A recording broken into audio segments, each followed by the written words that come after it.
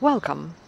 This is Gymnocactus mandragora, or it is also known as Turbinicarpus mandragora. I think it's the first time it's in bloom, although this is the second flower this season. It had a flower before, but the weather was not nice and I didn't really feel like making videos. And fortunately it bloomed again, and here is the flower. It is quite large. I was expecting a flower when I was looking at it. It looks a little bit like a mammillaria. So I was expecting smaller flowers, but no. This is a big flower, and I hope you can see in the center all the reproductive organs. And this is actually the purpose of the flower, to produce seeds, to make it possible for the plant to reproduce. It is a big flower, very showy flower. Cacti do have big and showy flowers, and because of that, because of their size, they are very short-lived. They are open for a day or two, and then they close, and they are open only for a certain part of the day, the part of the day where the insects or the animals, because sometimes they can be pollinated by bats. Not this one, but there are cacti that are pollinated by bats. So the flower is open only at the time of the day when whatever is pollinating it is active. There is a reason for cacti not to have their flowers open for more than 2 days. Sometimes it will be even a few hours during the night. A cactus flower, has a very large surface area, and it creates a lot of surface area for the water to evaporate, for the water to be lost from the plant.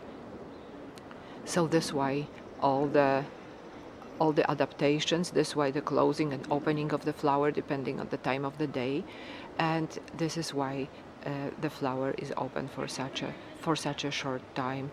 It's a striking difference from, for example, euphorbias, which have flowers that don't have petals or sepals, flowers that are, well, very insignificant, that are reduced to their reproductive organs only, and they attract their pollinators by nectar that they produce, and because of that they can be open for a very long time. They are tiny, they are insignificant, at least in the succulent species of euphorbias. Tiny, insignificant, and because of that they can be open for a long time. Two different strategies, two different families of plants, but both are adaptations to dry conditions. And just like all cacti, this cactus is reduced to a stem, which is green, which plays a role of leaves and photosynthesizes. And because cacti are exposed to the sun, and they are rather suffering from too much light and too much heat than too little, that's why the spination, the sharper spines, these ones are prickly, and they protect the plant from being eaten by something that might be willing to or tempted to steal the water from the plant. And then there are those hairy spines that are there to produce a little bit of shade, and then underneath there are ribs that also are casting shade on different parts of the stem, depending on the position of the sun in the sky. Gymnocactus or Turbinicarpus mandragora is a plant that is adapted to dry conditions, but it doesn't mean that it has to be kept completely dry during the summertime. On the contrary, in the summer, when there is a lot of sunlight and the temperatures are high, this plant needs to be watered regularly, once a week. More than that if it's very hot, less than that if the weather is cloudy. But in order to bloom, it has to undergo a rest period. It has to undergo a period when it's kept in a low temperature without any water. So in the winter, I keep it in my basement next to the window, not because there is light there, but because it's colder, closer to the window. And there is a windowsill which creates a shelf on which I can put this cactus.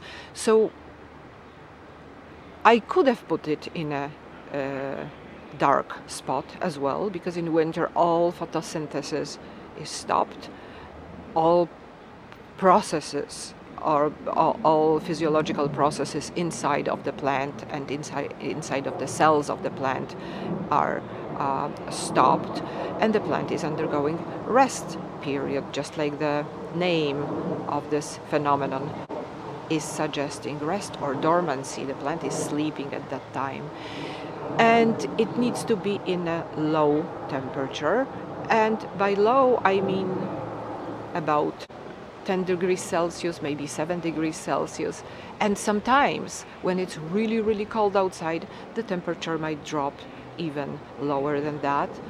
Sometimes it might be even less than 0 degrees Celsius, but that will be occasionally at night. The winter rest may be only ended when the temperatures outside are above 0, when there is no danger of frost, and even when the temperatures are about 10 degrees but it's cloudy and it's raining, it's too early to put the plant outside. It's better to wait a little bit, because when the plant is undergoing dormancy, it can easily survive temperatures below 0 degrees, below frost, below freezing point. However, when it's wet and cold, the plant might simply rot and die. So this is it. This is all the information I wanted to give you about this plant, about this cactus. I hope you like it, because I like it a lot. I'm really happy it finally bloomed. Thank you very much for watching my video. Have a great afternoon.